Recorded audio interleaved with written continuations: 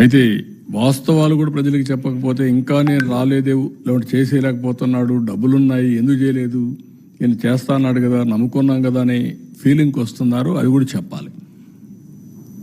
ఇప్పుడు government of India ఇచ్చారు ఒక 15,000 కోట్లు, వరల్డ్ బ్యాంక్ నుంచి అమరావతికి ఇచ్చారు. ఒక 12,150 కోట్లు పోలవరానికి ఇచ్చారు.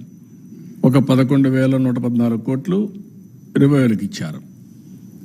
సరే, మిగిలిన కొన్ని మేము ఈ వర్క్స్ అన్ని మీద పెట్టడానికి కొంత శాఖ కింద కొంత ఫండ్స్ ఇచ్చారు. కానీ ఆ డబ్బులు నేను వెల్ఫేర్కి ఇవ్వలేకపోతున్నాను.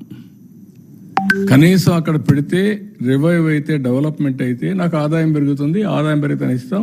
ఇంకొంచెం ఫ్లెక్సిబిలిటీ కోసం ఆలోచిస్తున్నాం. ఎక్కడ ఫ్లెక్సిబిలిటీ వస్తే అక్కడ అవసరమైతే బారో చేసినా సరే I want to give my commitments.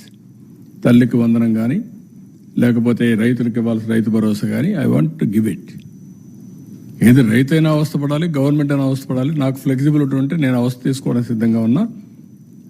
I will give it. ఆ ప్రయత్నంలోనే అనునిత్యం ఉన్నాం. మా డిపార్ట్మెంట్కి అదే చెప్పాం. They are also doing same exercise. ఒక్క నిమిషం కూడా వెయిట్ చేయాలి నాకు ఫ్లెక్సిబిలిటీ ఉంటే.